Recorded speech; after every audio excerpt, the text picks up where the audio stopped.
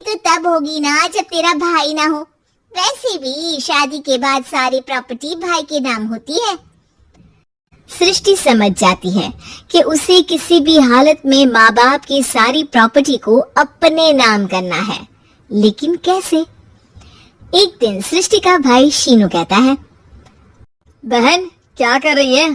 तुझसे एक बात करनी है। अरे हाँ हाँ करना, मैं तो तेरी बहन हूँ। बहन मेरी लाइफ में ना एक लड़की है, बहुत अच्छी है। मैं सोच रहा हूँ माँ और पापा से बात करूँ शादी के लिए। सृष्टि को समझ में आ जाता है कि भाई की शादी होते ही भाभी उसे एक दिन भी घर में बर्दाश्त नहीं करेगी। क्या बात है भाई, बताना कौन है वो? यार वो बहुत अच्छी लड़की है, पढ़ी लिखी है, मेरे साथ जॉब भी करती है। बस एक प्रॉब्लम है। प्रॉब्लम? क्या प्रॉब्लम है भाई? यार वो शादीशुदा है, लेकिन उसके पति ने उसे सिर्फ इसलिए छोड़ दिया क्योंकि उसके माँ बाप दहेज नहीं दे पाए। सृष्टि ये सुनकर न जाने क्यों खुश हो जाती है। अरे भाई तो क्या हुआ, लड़की तुझे तो पसंद है ना? शीनू को लगता है कि बहन उसे समझ रही है। वो इस बात से अनजान होता है कि उसकी बहन की मंशा पूरा घर हड़पने की है। सृष्टि अपनी माँ से कहती है, मम्मी मुझे तो बहुत चिंता है। पता है शीनू क्या कर रहा है? अरे क्या कर रहा है? वो तो काम पर जाता है और वापस घर आता है। नहीं ना माँ, वो यही तो नहीं कर रहा, बाकी सब कर रहा है। आपको पता है उससे प्यार है, और वो भी एक शादीशुदा लड़की से।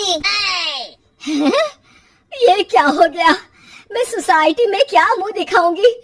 अरे तेरे पापा तो यही कहेंगे कि मैंने ही उसे बिगाड़ दिया है। माँ देखो, मेरी बात मानो, पापा पर भी विश्वास करने की जरूरत नहीं है। अब आप ही बताओ, पापा इतनी देर घर के बाहर रहते हैं क्यों? बोलो। अरे बेटा वो तो नौकरी करते हैं ना। तू बहुत भोली है माँ। पापा का ऑफिस तो 7 बजे खत्म हो जाता है, लेकिन देखो कितनी देर से आते हैं। अरे नहीं नहीं बेटा, ऐसी कोई बात नहीं है। सृष्टि माँ को एक औरत से बात करते पिता की फोटो दिखाती है। देखो माँ, कैसे हैं पापा? मैं ना कहती थी कि पापा सही नहीं है। मैं तेरे पापा से बात करूंगी, दे फोटो मुझे। ओ माँ, वो तो डिलीट हो गई। लेकिन चल, तूने तो देख लिया ना। पापा से बाद में बात कर लेना, और हाँ, मेरा नाम बिल्कुल मत लेना। हाँ माँ। अब क्या था, सृष्टि के माँ और पिता के बीच झगड़ा होना शुरू हो जाता है। सृष्टि के मन में क्या चल रहा था कोई नहीं जानता था। एक दिन, माँ सृष्टि के लिए एक लड़का देखा है, वो लोग शाम को उसे देखने आने वाले हैं। और हाँ माँ, एक खुशखबरी, मैं और पापा मिलकर एक नया बिजनेस ट्राई कर रहे हैं। शाम को लड़का आता है, सांवले रंग का। सृष्टि को तो बिल्कुल भी पसंद नहीं आता। लड़की की माँ कहती है, लड़की का चेहरा तो कोई खास नहीं, लेकिन अगर मेरे बेटे को आप लोग सेटल कर दें तो मैं उसकी शादी आपकी बेटी से करवा दूं। सृष्टि को लड़का बिल्कुल पसंद नहीं था। उसे भाई पर गुस्सा आ जाता है। लड़के वालों के जाने के बाद कहती है, माँ देखा शीनू मेरे लिए कैसा लड़का लेकर आया, न दिखाने लायक न सुनने लायक, सेटल भी नहीं, वो भी हम करे। अरे माँ मैं जानती हूँ ये मेरी शादी किसी भी घर में क्यों करवाना चाहता है। अरे कैसी बात कर रही है बहन? तूने तो देखा ना, लड़के को मैंने ही मना कर दिया तुझसे शादी के लिए। जिसने लड़का बताया था उसने उसकी बहुत तारीफ की थी।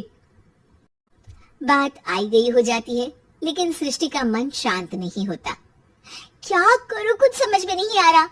मेरी शादी हो गई तो ये लोग पूरी प्रॉपर्टी शीनू के नाम कर देंगे, मेरे हाथ तो कुछ लगेगा ही नहीं।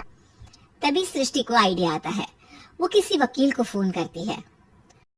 जी देखिए, अगर आपके मम्मी पापा का तलाक हो जाता है तो आपके पिता की आधी प्रॉपर्टी आपकी माँ के नाम हो जाएगी, फिर उसे वो किसी को भी दे सकती है।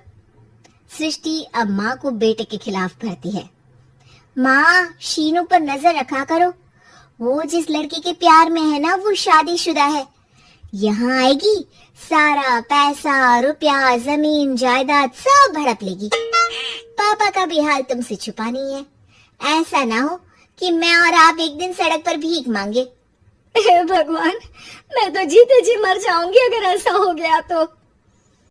ऐसा हो गया नहीं माँ, ऐसा ही होगा।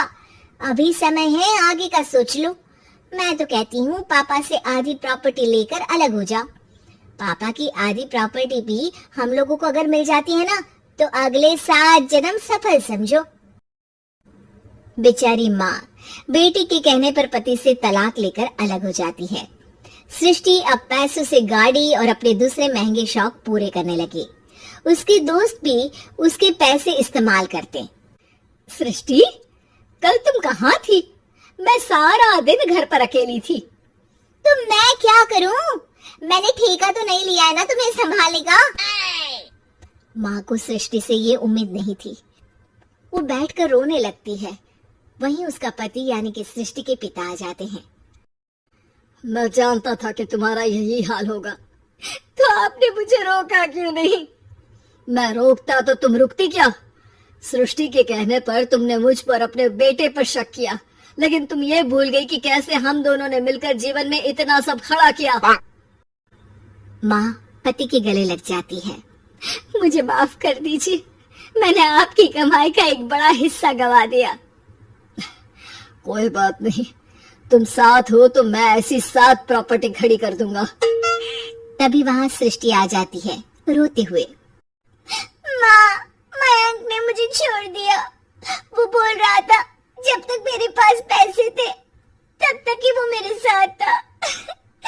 पापा, माँ, मुझे माफ कर दीजिए।